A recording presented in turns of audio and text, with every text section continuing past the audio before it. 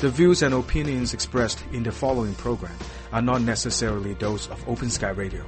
Please be advised.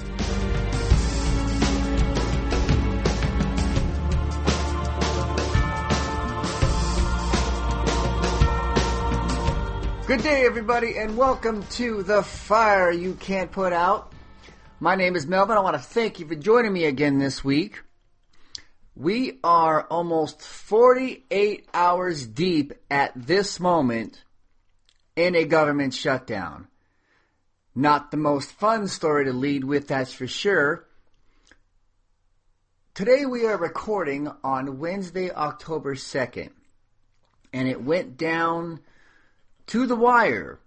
9 p.m. our time, Monday night, of course, midnight in Washington, D.C., and more than a few of the stories that were coming out pretty close to shutdown time, the reporters had mentioned that they could smell alcohol on the breath of a lot of the congressmen that they were talking to. It seems to me that there were quite a few, for whatever reason, that had given up long before the actual shutdown happened. The 14th Amendment of the Constitution, keep that in mind. The 14th Amendment says that the government will pay its bills. President Obama gets a lot of blame for spending too much money, but quite honestly, he's not, because he can't, because the purse strings, as they're commonly referred to, are held by the House of Representatives. Fine, they're going to go ahead and blame the president, but here's what has happened. All the money has been spent. Well, not all the money, but all the money that has been spent by the House of Representatives, and at this moment they have decided that they're not going to pay the bills. And then they're just going to turn around and say, look, it's the president. This is what the president has done. Section 3 of the 14th Amendment says, no person shall be a senator or representative in Congress or elector of president and vice president, or hold any office, civil or military, under the United States or under any state, who, having previously taken an oath as a member of Congress, or an officer of the United States, or as a member of the state legislature, or executive or judicial officer of any state, to support the Constitution of the United States, shall have engaged in insurrection or rebellion against the same, giving aid or comfort to enemies thereof. I've always maintained there are two groups that are just freaking out. They just can't wait to shut down the government. Those are teabaggers and terrorists. Section 4 of the 14th Amendment. The validity of the public debt of the United States authorized by law, including debts incurred for payment of pensions and bounties for services in suppressing insurrection or rebellion, shall not be questioned. It's right there in the Constitution. And the teabaggers, by the way, they are the ones who shut down the government right now. There are plenty of Republicans that have come forward that have said, look, we will vote for a clean bill. The Republicans have shut down the government because they said they want Obamacare defunded. There are several problems with this. First of all, let's take the teabagger angle. They're always screaming, Obama, read the Constitution, which is ridiculous, right? Because he's a constitutional lawyer. He's pretty well aware of what's in it. But it's right here in Section 4 that you will not question the debts of the United States and you will pay the bills. And right now, they said we're going to shut down the federal government because we want Obamacare to be defunded. They're not the brightest people in the world. You really can't defund Obamacare. Obamacare is a law, or the ACA, the Affordable Care Act, is a law that has been in place for 3 years now. All the state exchanges have been put into place. As of yesterday, today's the 2nd of October, people are signing up for Obamacare right now. Those things are happening. Shutting down the government doesn't stop that. Shutting down the federal government is, however, costing us $300 million a day. And it has furloughed 800,000 government employees, $12.5 million an hour. In the time it takes to do this show, we will have lost $12.5 million in economic activity. Obamacare is open for business, and shutting down the government is doing nothing. 72% disagree with shutting down the government over Obamacare. 72%, that's a pretty striking number. Seems to me that they're not doing the people's work. So the shutdown's costing $300 million a day. We're over $400 million that it's cost us already. If the shutdown lasts somewhere between 3 and 4 weeks, it could cost the economy about $55 billion, according to Moody's economist Brian Kessler. Federal spending will be reduced by about $8 billion, and that would shave 0.8% off the GDP output. And the furlough of 800,000 government workers will suck about $1 billion a week from the economy in their lost pay. These impacts and others could mean a loss of 1.4% in economic output, according to Moody's Zach Zandy. The government also stands to lose out on billions of tax revenue. Republicans may have felt that taking the government hostage to attempt to defund or delay Obamacare was a winning strategy. But even its usual allies in the business world worried against the tactic, worrying these economic costs of a shutdown long before it happened. So, and here's the other thing about the government employees that are not working right now. The last time there was a government shutdown, they were paid retroactively. Now, that doesn't get back all of the economic output that's lost, but even the 800,000 furloughed employees, they might get their payback. So right now, the Republicans are saving us nothing and costing us everything. And a teabagger rally that was supposed to be held this weekend has been canceled. A KKK rally. Oh, my mistake. How did I make that mistake? How did I mix up? I'm sorry. How did I mix up the KKK and the Tea Party? It's not like, well, it is like, they're the exact same thing. A Klan rally planned for Saturday, October 5th, has been canceled because of the government shutdown. On September 26th, officials at Gettysburg National Military Park granted a special use permit for a rally to a Maryland-based KKK group, according to NBC 10 Philadelphia. The event was canceled when park officials rescinded all permits for special events because of the shutdown. Tourists will find every one of America's national parks and monuments, from Yosemite to the Smithsonian to the Statue of Liberty, immediately closed, Obama said in a statement Tuesday. And, of course, the communities and small businesses that rely on these national treasures for their livelihoods will be out of customers and out of luck. Not everyone took the closing of national parks and monuments sitting down. A group of World War II veterans visiting the National Mall on Tuesday stormed the World War II memorial, which is now technically closed to the public, to pay their respects. I hear a lot of BS from teabaggers about uncertainty. We can't have Obama or taxes because of uncertainty. It will create uncertainty and businesses will suffer. Uncertainty, uncertainty, uncertainty. And what does shutting down the federal government do? It's creating say it with me. Uncertainty. You're creating the very uncertainty that you've been bitching about. So they've shut it down over Obamacare. Do they even know what Obamacare is? Of course they don't. They're a pack of nitwits. So, Obamacare and the ACA. This comes to us from CNBC, senior economics reporter Steve Leisman. In CNBC's third quarter All-American Economic Survey, we asked half of the 812 poll respondents if they support Obamacare, and the other half if they support the Affordable Care Act. First thing, 30% of the public didn't know what the ACA is, versus only 12% when we asked about Obamacare. Now, for the difference. 29% of people Let me get my place here. Sorry. 29% of the public supports Obamacare, compared with 22% who support ACA. 46% oppose Obamacare and 37% oppose ACA. So putting Obama in the name raises the positives and the negatives. Gender and partisanship are responsible for the differences. Men, independents, and Republicans are more negative on Obamacare than the ACA. Young people, Democrats, non-whites, and women are more positive on Obamacare.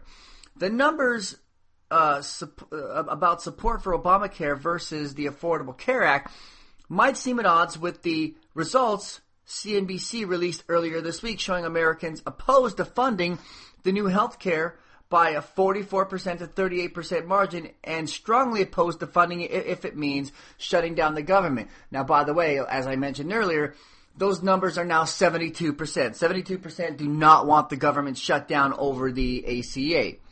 Among young people with incomes below $30,000, 19% don't know enough about Obamacare to have an opinion, and 31% have negative opinions compared to 35% positive. Go up one income bracket to the 30,000 to 50,000 group, and 51% have a negative view compared with 19% positive and 17% unsure. One group that seems the most uninformed on the issue, Republicans, while 30% of the public overall say that they don't know enough about the ACA to have an opinion, just 18% of Republicans and Tea Party supporters are unsure. Their opinions, of course, are highly negative. So if we went around, like let's say we went around to people and we described what Obamacare is. Don't tell them it's Obamacare. Don't tell them it's the ACA. Just go around and say, hey, what do you think about this idea? Doing this, the stuff Obamacare is doing now. Say to them, let's do this instead of Obamacare. I bet you people would overwhelmingly say, you know what? That sounds like a great idea. And then if you tell them it's Obamacare, well, then at that point they can commence to crap their pants. See, the problem is the politics that have been played with this. America spends more than double what the rest of the world does on health care. And we have way worse outcomes and tens of millions of people uninsured. So how can you say that we got the best healthcare system in the world? According to the numbers, we're right around number 38. That's not the best. If I come in 38th place for anything, no one says that I'm the best. So just why is it that the Republican Party is so obsessed with killing Obamacare? You ever stop to think about why they're so entrenched in their opposition to a law whose policy origins are on the conservative side of the political spectrum? Think about that. Because Obamacare was developed in the mid-90s as a response to Hillary Care by the Heritage Foundation. And now that it's been put into place, now it's Nazism and socialism and all these other things. Ezra Klein, who was filling in for Chris Hayes on All In with Chris Hayes this week, posited an interesting theory. Klein's theory is that if the GOP really thought the law was going to fail as miserably as they claim to believe, they'd simply let it fail and use that failure to ride back in control of the Senate and the White House. Klein, however, believes the reason the GOP is fighting so hard to tank Obamacare is because they believe that it's actually going to work once Americans see how it works, and they won't be able to repeal it.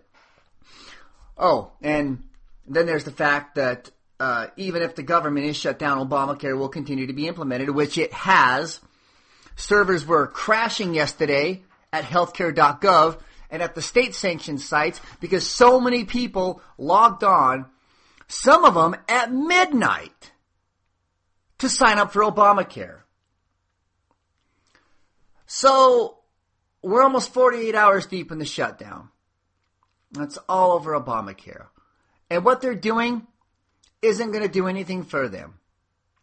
Who knows how this is going to turn out? Who knows how this is going to go down? The president met with congressional members today. He called a special meeting. He's trying to stop this thing. One of the things people don't realize is how much power the president has when it comes to these government shutdowns. The president can can kind of choose what things get shut down and what things don't get shut down. Which is why the air traffic controllers and the people who check you out at the airport, the Homeland Security guys, it escapes me at the moment what they're called. Because if those people stopped and he said, okay, only people that have private jets can fly. If you have to go through the security check at the airport, no flying. This would have ended yesterday. There's nobody be able to fly. A lot of people aren't feeling the pain right now. And I think that's the president trying to reduce that pain. We'll see how it turns out. Obviously, the Republicans are going to lose to some degree. I hope they really, really lose in a big way next year. Okay, so I'm doing DMs early because I got some different stories I want to do this week. I've got quite a bit of good news also. We'll get to that stuff later.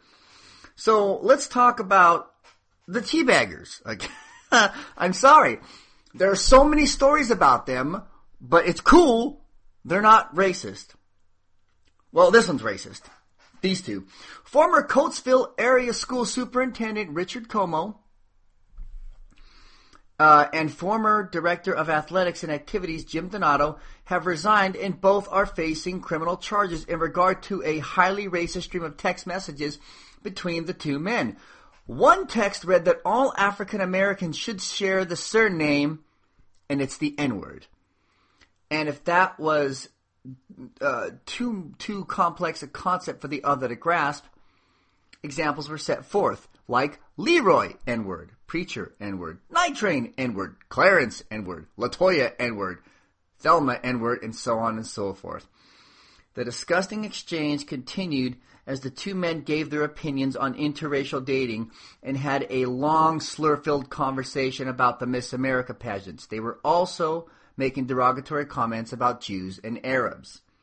It's horrifying to think that these two high-ranking academic professionals, one in charge of a school district and the other directing sports for that area, directly touching the lives of so many students in their jurisdiction. In terms of an IQ test, both men failed miserably. They used work phones for their racist, misogynistic, and horrifically crude discussion. So, it's been put forth by Bobby Jindal that maybe the reason more people don't get behind what the Tea Party wants to do is because, well, the Tea Party seems racist. And so Jindal says, hey, maybe racism in America would end if minorities would act more American. Now, this is prior to the 50th MLK anniversary rally in D.C. Bobby Jindal, Louisiana governor, wrote an op-ed piece for Political. Despite being part of the Republican Party, Jindal's not the stereotypical white Southern conservative, but holds views that many Tea Party members can relate to. Don't be fooled, he's a teabagger. Jindal noted that while America has made tremendous progress with racism, much more needs to be done. One way, Jindal believes racism could just disappear in America if minorities just acted more American. I don't know what that means. Quoting from his op-ed, "We still place far too much emphasis on our separateness, our heritage, ethnic background, skin color, etc. We live in the age of hyphenated Americans, Asian Americans, Italian Americans, African Americans, Mexican Americans, Cuban Americans, Indian Americans, and Native Americans, just to name a few. Here's an idea. How about just Americans? That has a nice ring to it, if you ask me. Placing undue emphasis on our separateness is a step backward. Bring back the melting pot," he says. There's nothing wrong with people being proud of their different heritages. "When I became chairman of the Republican Governors Association last year, I gave this advice to the Republican Party. If you want people to like you, a good place to start is to start demonstrating that you like them." So, hey, minorities, just act more American. What is American? Well, if you ask a teabagger, someone like Jindal, or say Congressman Kevin Cramer, American would be let them not eat. This coming to us from Raw Story. A Facebook question from a Bismarck, North Dakota resident to his congressman started off rockily when the congressman dismissed a religious argument opposed to cuts in the federal food stamp program with a religious quote. Forgive me. He's using the Bible to say why we shouldn't give food stamps. 2 Thessalonians 3:10, the English Standard Version, for even when we were with you, we would give you this command. If anyone is not willing to work, let him not eat. This is Congressman Kevin Cramer, Republican, North Dakota. That's what he posted in a reply Friday afternoon to an inquiry from Kevin Tengestal, a Bismarck-based actor and activist. House Republicans narrowly passed deep cuts to the food stamp program Thursday, despite opposition from the Senate and a veto threat from President Obama. In an op-ed published on his office webpage Friday, Cramer railed against exemptions to the work requirement for food stamps, arguing that we can generate $20 billion in savings by ending these waivers while encouraging able-bodied people to work. Ironically, Cramer's North Dakota district received $10.4 billion in agricultural subsidies from the U.S. Department of Agriculture from 2005 to 2012, the single largest recipient, of farm subsidies in the nation. In March, Cramer apologized for his tone during an argument with Native American tribal leaders over the Violence Against Women Act. You may remember a lot of teabaggers didn't like the Violence Against Women Act because it included lesbians and African Americans and Native Americans. They just say, kind of like Jindal said, cut those names out, right? The laws on the books already work. Just cut those names out. Everybody's the same. Although it's not true. Let them not eat, just like it says in the Bible. Let them not eat. Let them not have housing. And by the way, he says it's going to save us what, $20 billion? Is that what I was reading? It's going to save us $20 million. Yeah, it's going to $20 billion. He says it's going to save us $20 billion if we do this. You know what else would save us $20 billion? Not having the shutdown for the next hour and a half. That would save us $20 billion because the shutdown's costing us $300 billion. Mr. Teabagger. Let them not eat. Let them not have housing. And let them not learn science.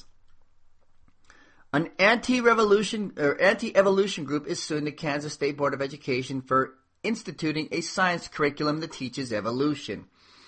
The nonprofit Citizens for Objective Public Education filed a lawsuit Thursday to block the board, education commissioner, and Department of Education from teaching science classes consistent with new educational benchmarks developed by 26 states to align school systems across the U.S.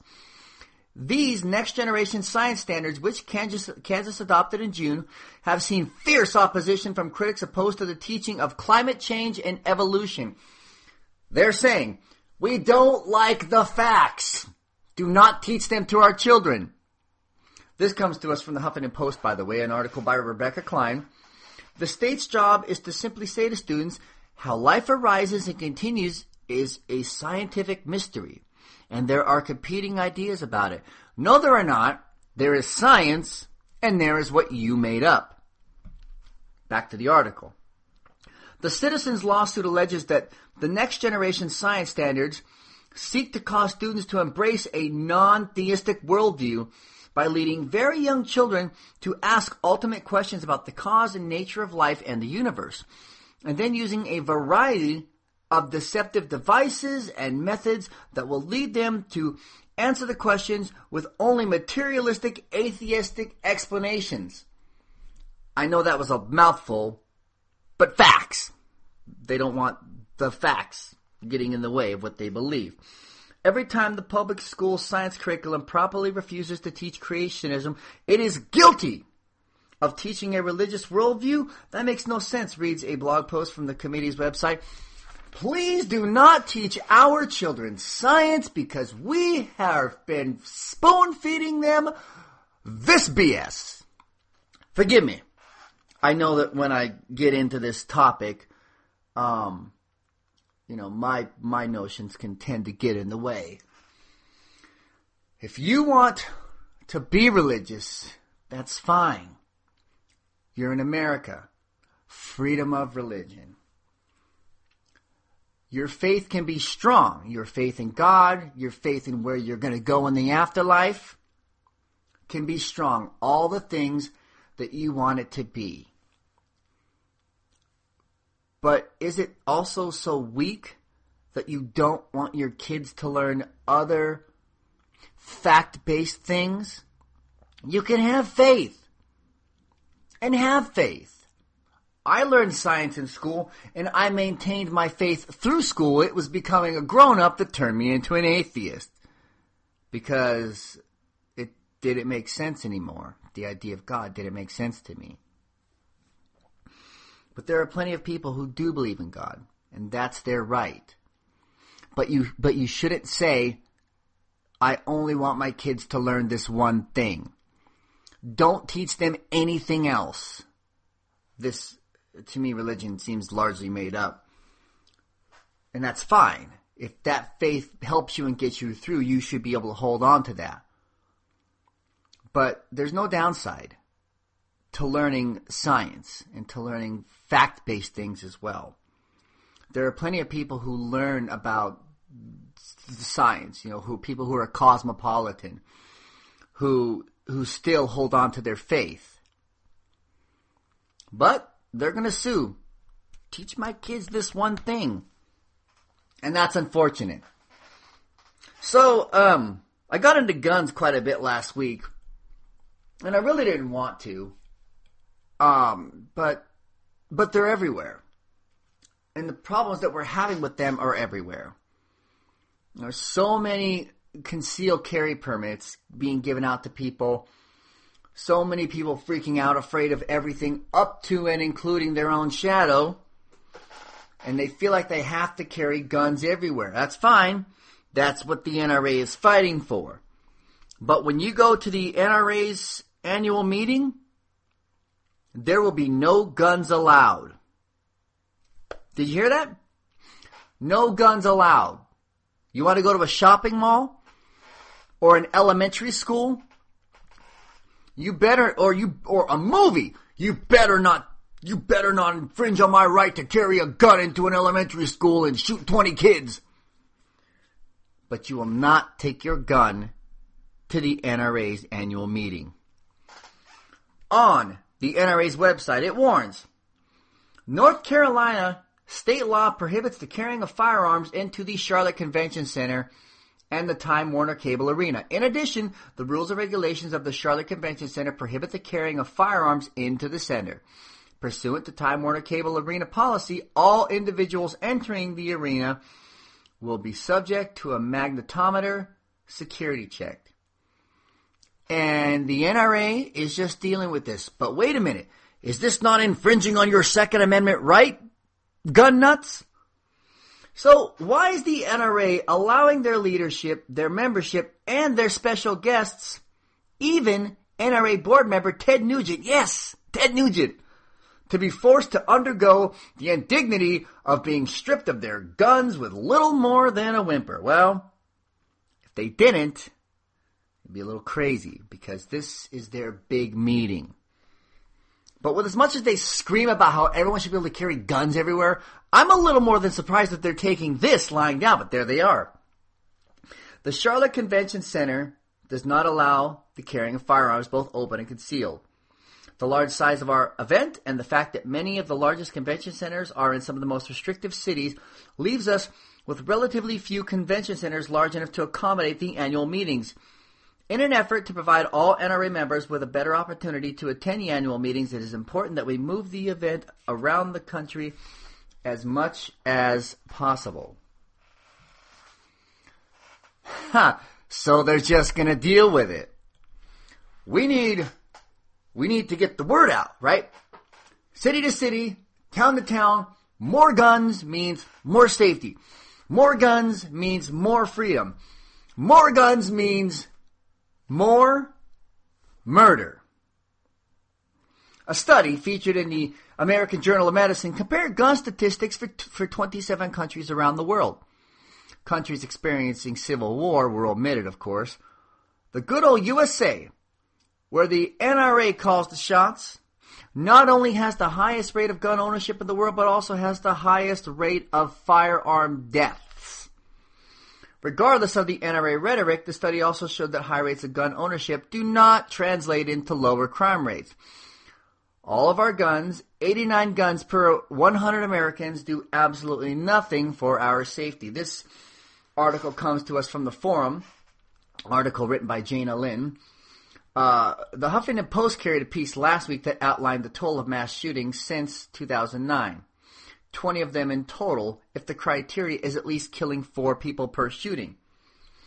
September 16th, 2013, Washington, D.C., 13 dead. July 26, 2013, in Hialeah, Florida, 7 dead. June 7, 2013, Santa Monica, California, 6 dead. April 24th, Manchester, Illinois, 5 dead. This year. April 21st, 2013, Federal Way, 5 dead. March 13th, Herkimer County, New York, 5 dead. And December 14th, 2012, Newtown, Connecticut, 27 dead. By the way, were the bar lowered from at least 4 killed to at least 4 injured, the number of mass shootings in 2013 so far would be about 250. Why, just this past Thursday, 13 people were injured in a shooting in Chicago, 3 critically. Although there was a positive correlation between mental illness and gun deaths, it was not nearly as pronounced as the correlation between gun ownership and gun deaths. America needs to know the role mental illness plays in firearm injuries and death. We need impartial research on all of the elements of gun violence. Of course, for that to happen, we would need gun advocates who aren't afraid of the truth. And as I always feel I should qualify at this moment, I'm not anti-gun. I like guns. But you gun nuts, as Bill Maher so eloquently put it, NRA actually stands for nuts, racists, and a-holes. Yeah, you people are by and large not reasonable.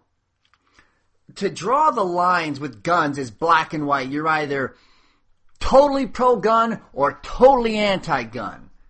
Is BS. You can't do that.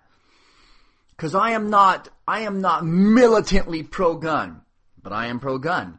Which does not mean that I'm absolutely outright anti-gun. And you don't need to walk around with it hanging out to display that this is your freedom. I'm just going to walk around with it hanging out because, you probably have no idea what I'm talking about. Let me clarify.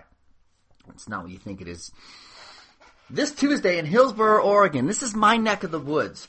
Police received about a dozen calls about a man carrying a rifle near schools, apparently as an exercise of his Second Amendment rights.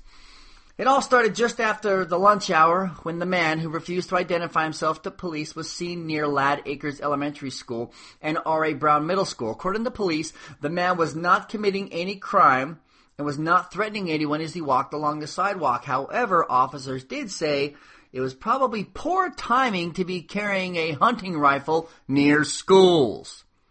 Exactly one day after a gunman shot and killed 12 people at the Washington, D.C. Navy Yard. After the incident, the district safety director sent out a note to school principals instructing them that if the man appears near their school again, they should immediately go back into lockdown, secure all doors and exterior doors, bring all students in from outside areas, notify staff, and continue instruction.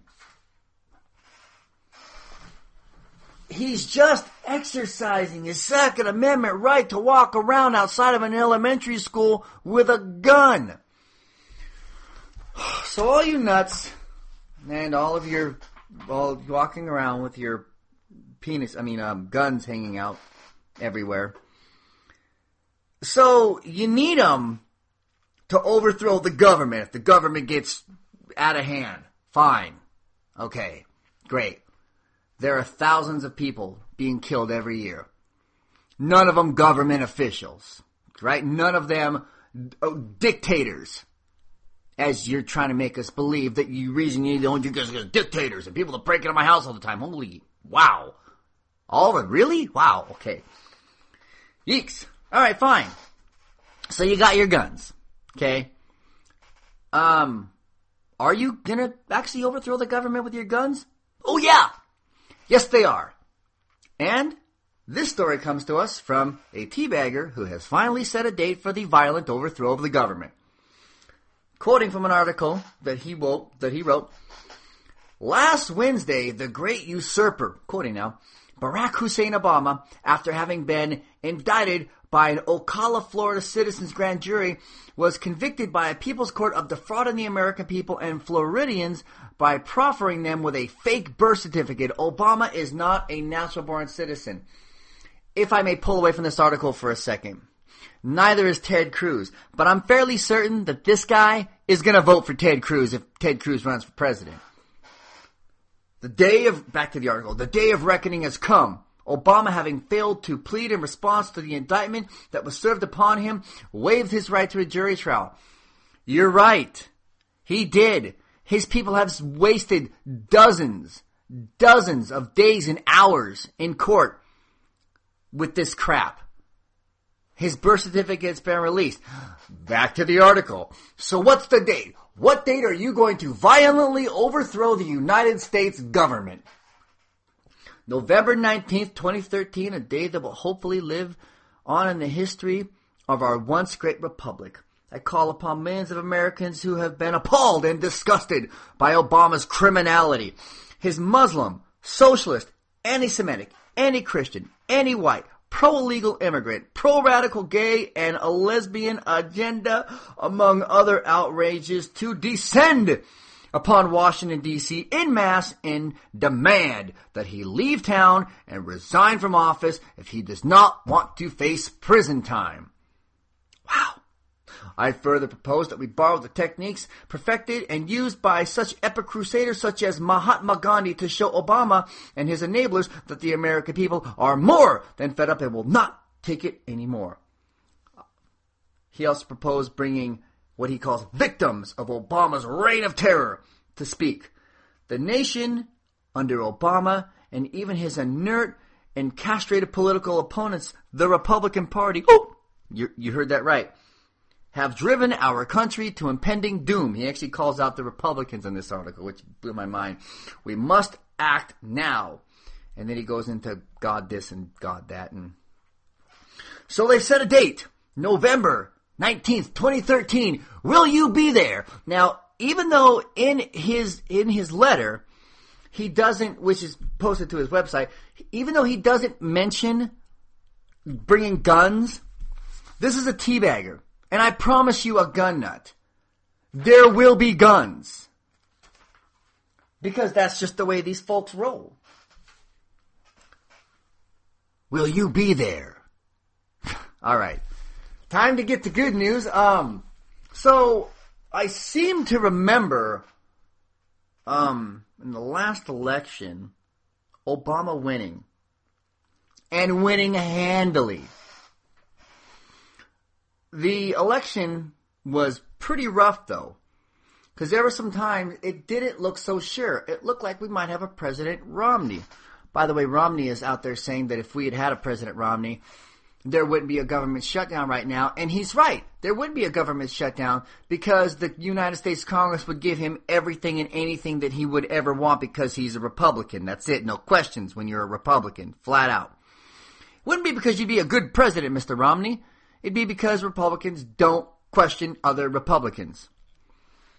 So I found this fun story, and we're in the good news section now.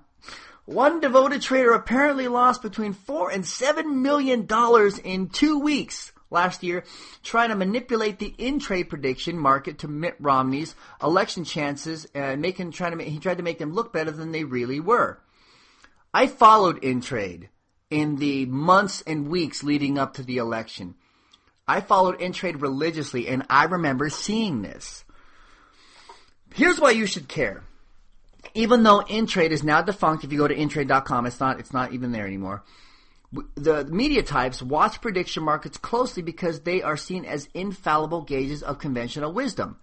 Romney is surging. It says so on InTrade. But if these markets can be manipulated, maybe we should look at them a little more skeptically. It is worth knowing that a highly visible market that drove many a media narrative could be manipulated at a cost less than that of a primetime television commercial, wrote the studies authors, David Rothschild of Microsoft Research in New York and Rajiv Sethi of Barnard College, Columbia University. Their study crunches all of the action on InTrade in 2 weeks leading up to the November 2012 election. By volume, InTrade was the biggest market for bets on the election's winner. Still, just one trader, that's right, one single solitary trader, whose identity is unknown to the researchers or anybody else but InTrade, was responsible for about a third of the money trading in Mitt Romney contracts during that period. The gap between InTrade and Betfair prices for Romney was wide and persistent for several days ahead of the election, leading to widespread suspicions of market manipulation. It turns out those suspicions were probably right. The trader's motive is still a mystery. It seems unlikely that he or she was trying to make a killing on Romney's upset or hedge some other kind of investment. The trader could simply have been trying to make Romney look stronger to boost donations and voter turnout. Despite Trader A's best efforts, no one knows who it is, nobody was fooled by InTrade action if they also watched other prediction markets, conventional wisdom, and polls.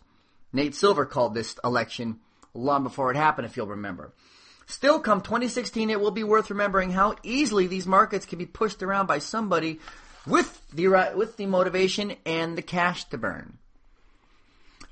And speaking of cash, guess who has gone begging for money on Kickstarter?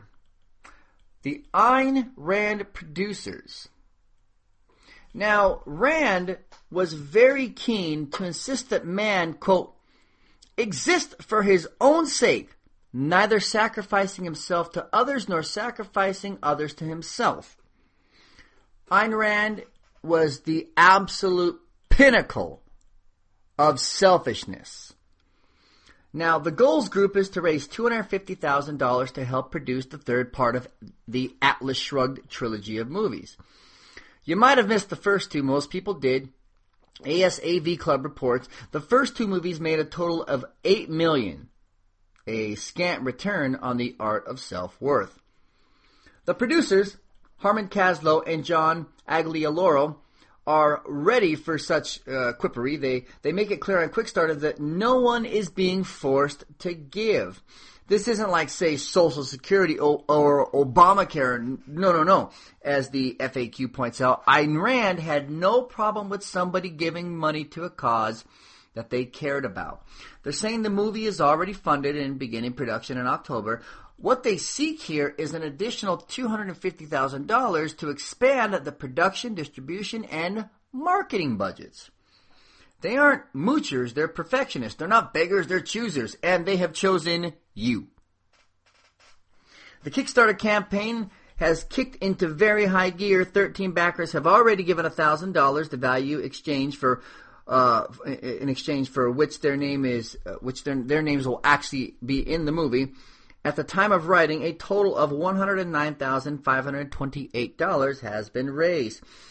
So, may I remind you again, this isn't like Social Security. Ayn Rand was against Social Security. Well, she was against Social Security until she, during her last days, decided to take Social Security. They worship this woman. And Ayn Rand was a woman. This awful, awful woman whose entire life goal was to preach selfishness. And these books and these movies, Ayn Rand is a novel. But it's a Bible for the conservative movement. The Christian conservative movement. By the way, Ayn Rand was an atheist. Christian school with creationist science quiz closing down for financial reasons. This kind of will go back to another story that we did earlier tonight, where now remember, there's a school district being sued for trying to teach kids science, and then this is a Christian school that is having to close because they wouldn't teach their kids anything but the stuff from the Bible. Blue Ridge Christian Academy, the school that made headlines after one of its creationist science quizzes was posted online, is officially closing down, according to the Travelers Rest Tribune. The private religious South Carolina school received attention in April when one of its science quizzes was posted on Reddit and subsequently went viral. The quiz, which was meant for fourth graders and was posted on Reddit and subsequently went viral, the quiz was meant for fourth graders, entitled Dinosaurs, Genesis of the Gospel, affirmed creationist belief, including the notion that dinosaurs and humans previously roamed the earth together and that God created dinosaurs. While the school received an onslaught of criticism for the quiz, administrators also thought the attention could be a blessing in disguise. After the quiz was posted online, the financially troubled school began receiving monetary donations from around the world. By late May, the school had received about $15,000 from more than 70 countries. But the school still needed $200,000 in order to operate during the 2013-2014 school year, according to the Travelers Rest Tribune. We're trying to make private Christian education readily available to students who normally couldn't afford that, Buchanan told HuffPo several months ago. God is going to meet all our needs. What that will look like, we don't know, but He is good. Bless their hearts in this time when their school is closing down. Now, I've said a few times on the show that I really, really like the new Pope. Obviously not a religious man, but I really, really like the new Pope. And I'm fairly certain that if individuals such as this had existed back when I was attending church, I probably would not have left the church. Citing the idolatry of money, the Pope forcefully attacks the global economic system. In a visit to the struggling Italian island of Sardinia, Pope Francis attacked the global economic system. During his visit, he met with unemployed workers, including miners, that stated, "Without work, there is no dignity." He also asked God to give us work and teach us to fight for work. In a candid assessment, the pontiff discussed the rights of workers and the personal devastation caused by joblessness. He included a personal sentiment and discussed how his own family had to emigrate from Italy to Argentina and lost everything during the Great Depression. Sardinia is known for its coast and idyllic beaches, exclusive resorts, and seaside palatial residences of some of the world's richest people. This has included global leaders to Hollywood celebrities. However, the island's large city and the vast agricultural and industrial interior have been blighted by the economic crisis, with factories being closed and mines being operated below capacity. The island's capital, Cagliari, has an astonishing rate of youth unemployment at 51%. In his closing remarks, the Holy Father made it clear that this problem was not unique to Italy or even Europe. He stated that a global economic system based on the idolatry of money will lead to more suffering and pain around the world. He said in no uncertain terms, you can serve God or you can serve money, but you cannot serve both. He has gone after Wall Street. He has spoken out in defense of the poor and the hungry. He's spoken out against war, spoken in defense of atheists, gays and lesbians. Yeah, I like the new Pope, and I might just include a little bit of him in every show. Yeah, these are not the Christians that I dealt with back in the day. That's for certain. These are not, well, I guess they're not technically Christians. They're Catholics. I understand all the different factions, but these are not the faithful that I dealt with way back when.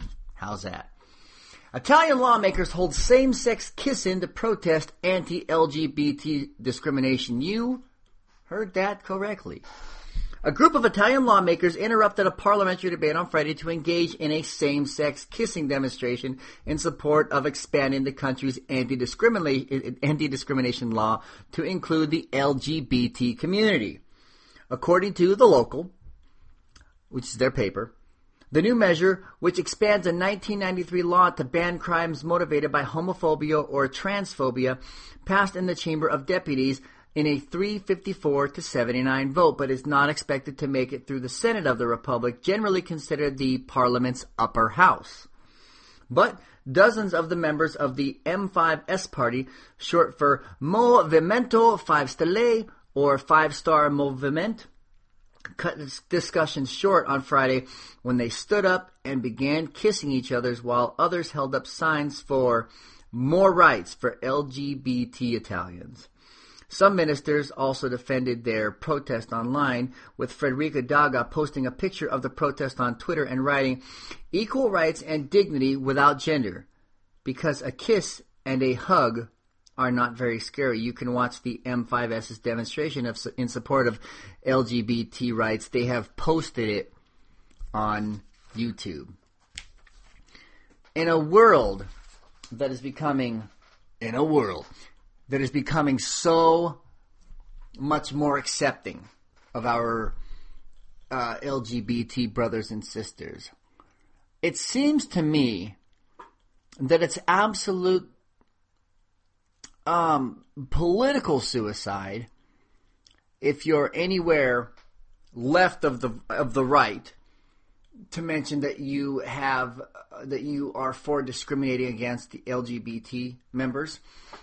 It seems to me to be business suicide if you are a clothing or a food company and you come out and say that you are also for discrimination of our LGBT brothers and sisters. And this week, there was another. Barilla Pasta Chief. We don't like gays. They can eat another brand.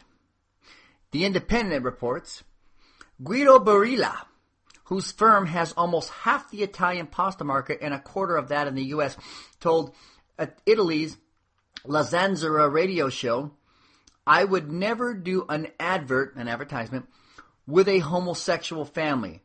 If the gays don't like that, they can go eat another brand." For us, the concept of the sacred family remains one of the fundamental values of the company. He added, "Everyone has the right to do what they want without disturbing those around them," but then the pasta magnate upped the ante by attacking gay adoption. "I have no respect for adoption by gay families because this concerns a person who is not able to choose," he said.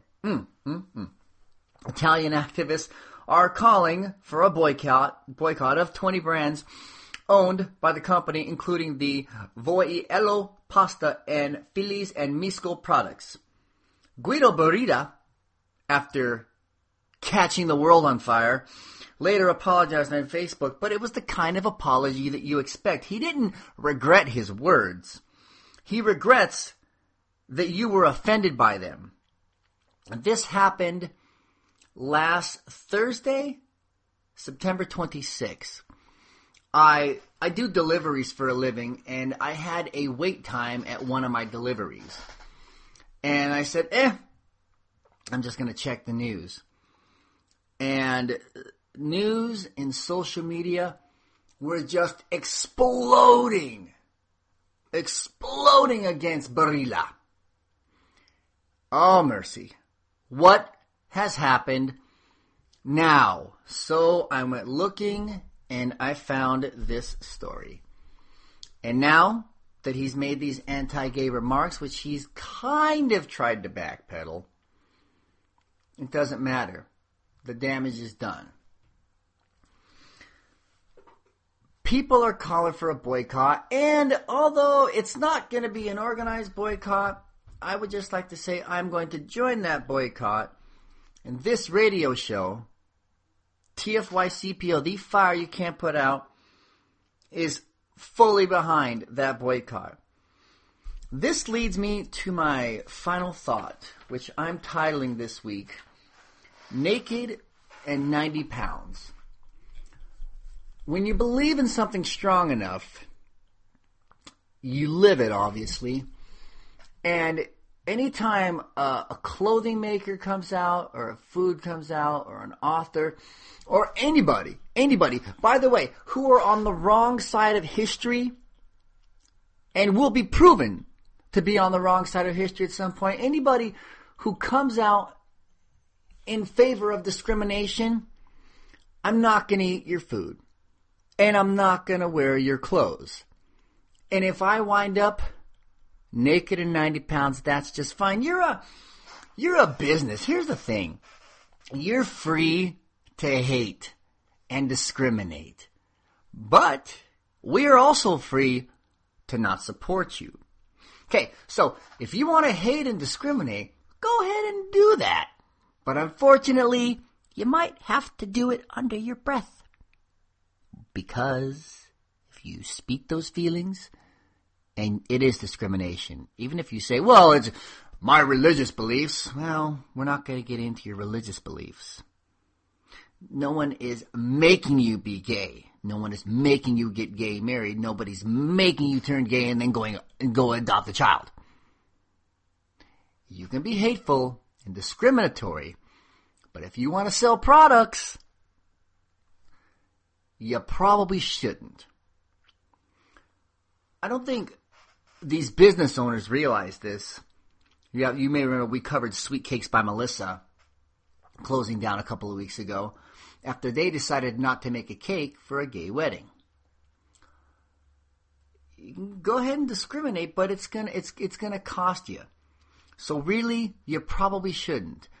I don't think they realize that gays and lesbians, well, they too eat.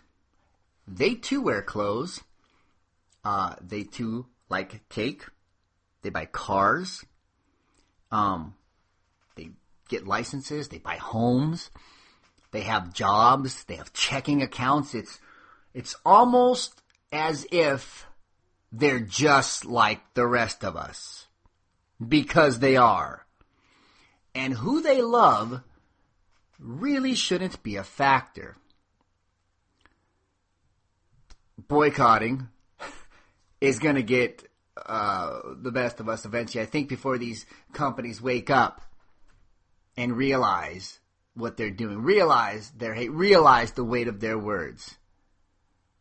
And I'm going to wind up being naked and 90 pounds if I keep this up. So hopefully these businesses will wake up soon. But whatever it takes to say I'm against discrimination and I support my gay brothers and sisters because there's no reason not to. Ladies and gentlemen, well, there's not a good reason. There's no good reason. There's no good reason to not support them. All right. Okay, ladies and gentlemen, this has been another wild, woolly week. I want to thank you for joining me, episode 37 of The Fire You Can't Put Out. I want to thank my producer and co-host Kevin for always putting me on Open Sky Radio for the support, and I want to send a shout out to Leo and Angela. Ladies and gentlemen, we are The Fire You Can't Put Out. I want to thank you for your support, and we will prevail. I'll catch you next week when hopefully the government is not still shut down. Good day.